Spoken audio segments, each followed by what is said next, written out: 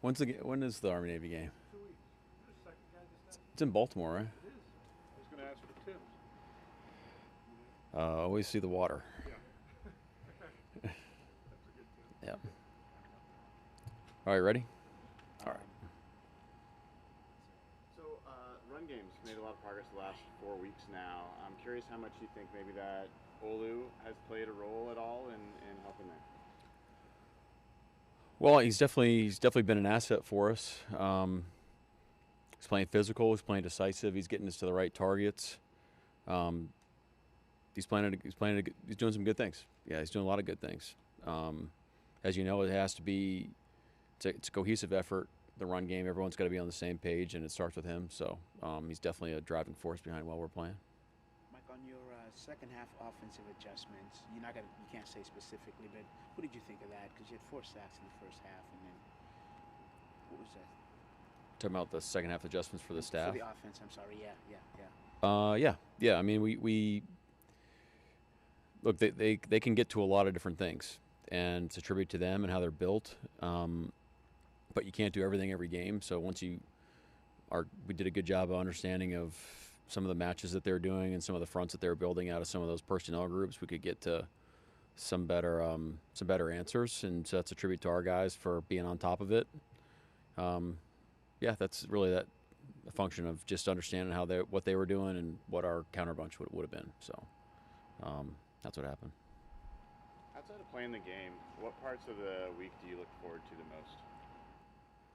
Oh man, as much as Stephanie probably doesn't feel it, but Tuesday family night is pretty great. We got a bunch of the staff's kids are here in town, or in the building, excuse me, and we set up the indoor here, so they're all running around. So Jack's walking now, so he's chasing something. I'm not sure what, but that's pretty cool to see him out here. That's a highlight.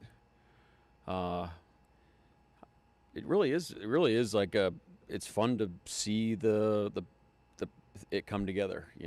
Like there's these benchmarks throughout the week that you want to see how the guys are taking into the game plan and what our mentality is.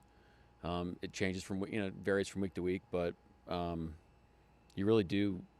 I think you really do enjoy the process of seeing a plan come together and seeing how working with everybody to kind of put our best foot forward going into the game. How good was DeMarcus Lawrence's game in those couple of plays when you looked at it? Yeah, as advertised, just a lot of great things, but make 2 plays like that really probably won us the game. If we don't create that 4th down stop, we're looking at a 13-point swing. So would have been a whole new different ball game if he hadn't done the things he'd done. Was there ever any? He obviously missed a lot of time last year. When you guys signed him, was there any kind of concern about that, or did you need to see him kind of get before you really knew what you were going to get out of him this year at all? I don't think so. I mean, I think our medical people did a great job of saying that he was ready to roll, and he did a great job of being in great shape and training and doing all the things. And I thought we've had a great plan for him to manage his workload throughout the season as well. So kind of all hands on deck on that front, but I haven't. Maybe I should have been thinking about it more. I don't know. I really feel like it's come together pretty good. When you look back on some of the free rushers that you guys allowed yesterday, sometimes they bring more than you can block on a given play. But on the times where you did have enough blockers, what kind of did you see in those moments? Was it like a missed call? Was it missed assignments? What kind of happened in those circumstances to kind of have them kind of get you on those plays? Well, tribute to them. Good design on the front end. Could have some better execution in those moments. Kind of everything. Just a little bit better execution, identifying the front. When they did repeat a couple of those pressures, we executed at a high level. And we got a couple good plays, which is good. You just want to be able to do that on the front end.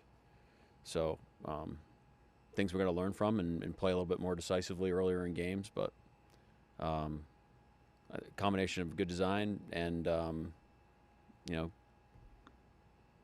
we just got to play a little bit better on our end. And it starts with the offensive line, making the right calls, starts with then the quarterback being decisive on what to do with the ball, and we'll move on from there. What are the mechanics of that at the line? Is that the center's job to set everything up? Well, without giving into all the details, we operate. We have our own way of operating on how we handle our protections here. some of it is by design where we're not trying, like, we're really not trying to pick up absolutely everything. You know, we want to follow our rules so we can go play fast. Sometimes we do have to throw the ball before the rusher gets there, and that's just the way you live. The trade-off is you're not staying up to, you know, 0 dark 30 every night trying to identify every rusher known to mankind, and if you're wrong, you're absolutely dead in the water, which some people live that way, and to me that's a really expensive way to live. So we got a great protection system. We've done a great job protecting Sam. Minnesota had a couple great plays, and we got to learn from them and keep it moving. The pass is batted down, especially on the edge. Is that just, Yep. as you would say, cost of doing business, or you want to scheme out of that? Yeah, to a certain extent. I mean, we could be in some different plays, some different protections on those. And you know, there's one where, you know, Van Ginkel made a great anticipatory play, and Sam just played football in that moment, held it, got it to the second window, and off we went, getting out of a backed up situation. So there's trade-offs to it, but things we can probably put ourselves in some better situations sometimes. But again, credit to them on a couple of those designs that they got the better of us in those situations. Back to the defensive line, Mike, that because of how well Lawrence and Murphy and Williams are playing, did that change you midstream on how you pass rushed midseason? Maybe you're doing things you didn't plan on doing until you saw what they were doing? Specifically, you blitzing less because Yeah. of how effective they are. Well, I think when AD and I came together on how we want to build our front and Russian coverage mechanics, we're on our way to going towards that vision of what AD did so well in Dallas, and how we just want our defense to work, where it's kind of everybody at the point of attack, guys moving around, playing off one another, all those things that we're trying to create. I think we're doing it at a high level. You know, for a lot of plays, there's always plays where you are saying, "Oh shoot, you know, we should have." You know, it's kind of the cost of doing business on that front. If you're going to let guys, you know, play off, you know, not necessarily call every single movement you have. So there's going to be some times where you're going to want some more, but you're also going to get some great things as well. So in terms of us not pressuring as much, I'd say the effectiveness of our 4-man rush probably does drive our, you know, blitz percentage numbers, but it's not like I'm thinking about that on a play-to-play basis. You're really just thinking about what's going to give us the best chance to win that particular situation.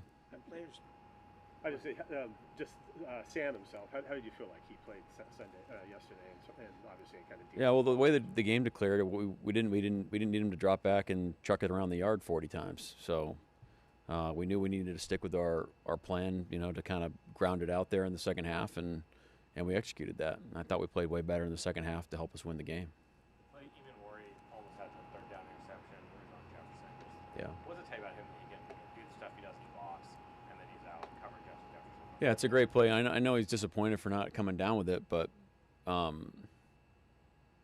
you got to be able to move on, and you got to be able to say, hey, look, that was a missed stop. That's okay. I'm going to go reload and go play the next play, and he's going to learn from that.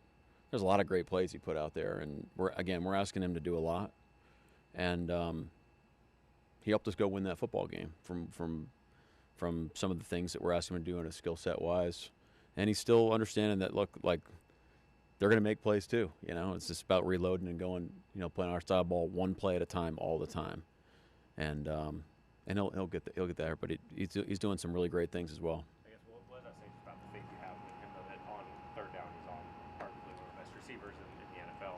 Yeah, well, I mean, you said it. It's just he's shown the ability to do it, and so if you show the ability to do something, we're going to let you go do it, and it's really pretty that simple, but.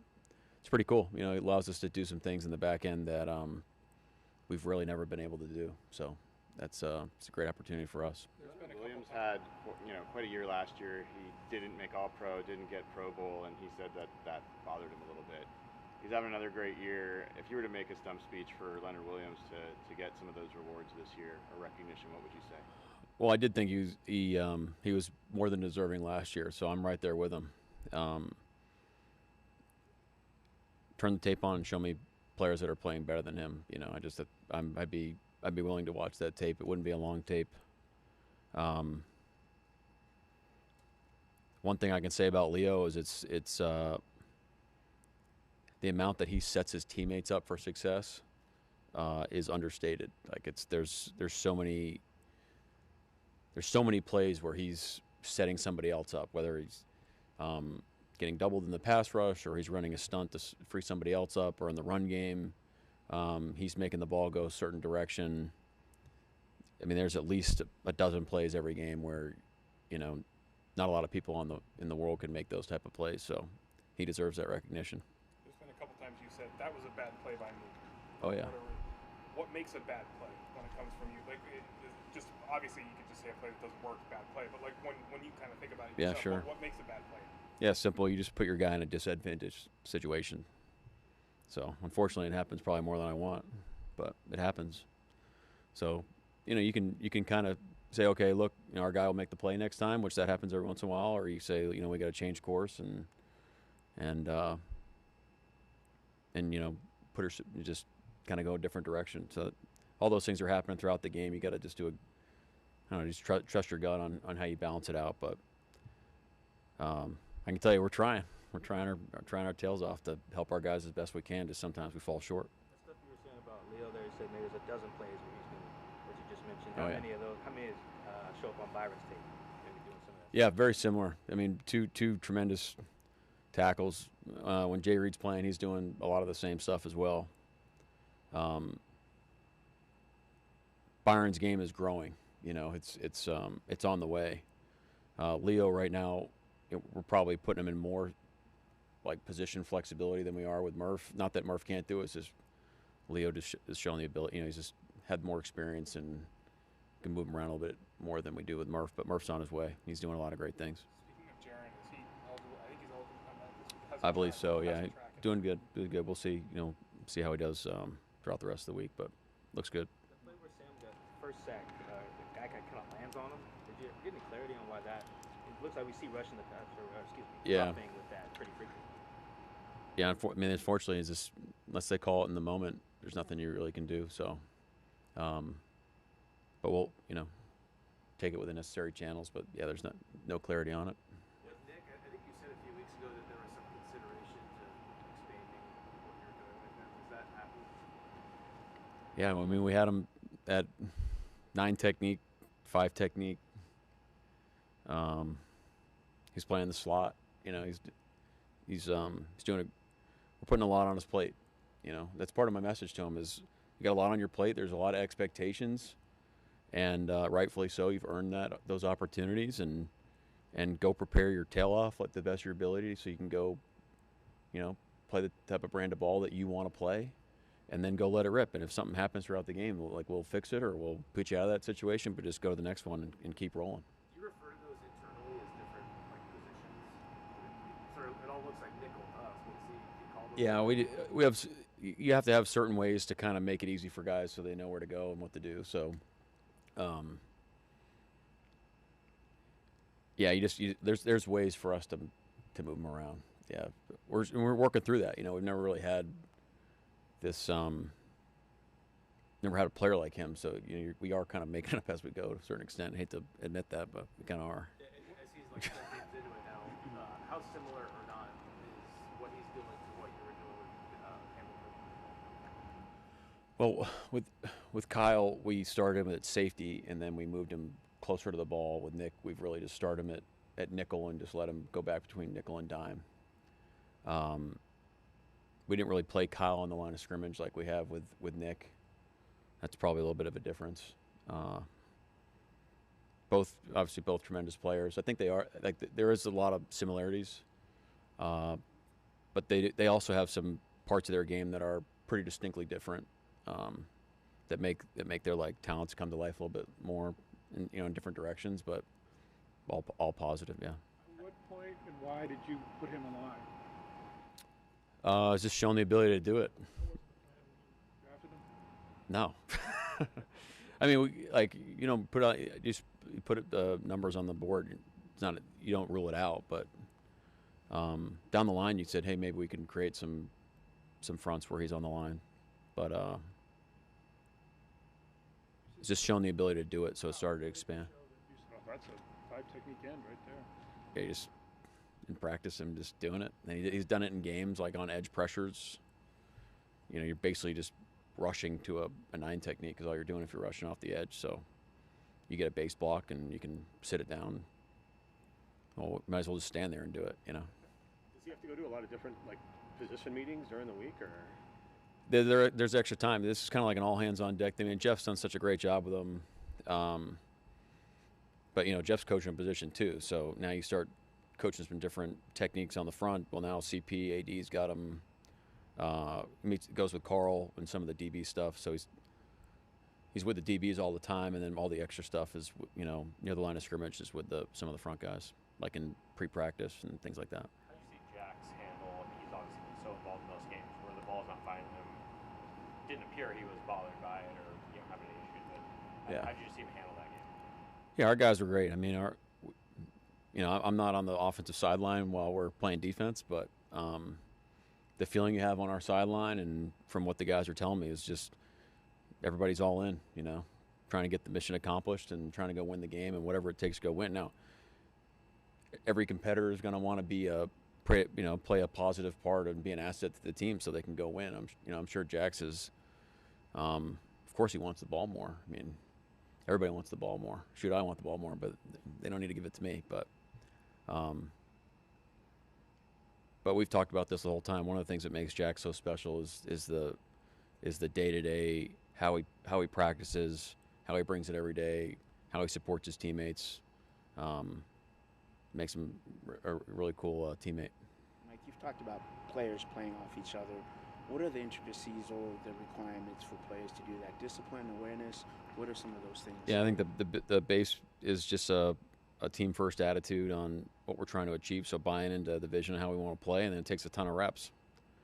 You know, you just can't just go out there and say, you go over there and I'll play off of you. Like, you gotta get all those, like, you know, permutations of what could happen out there and get a feel for what the player next to you is going to be able to do so you can play off them. So, again, it's one of the important things on why you have to train the way we do. We have to maximize reps.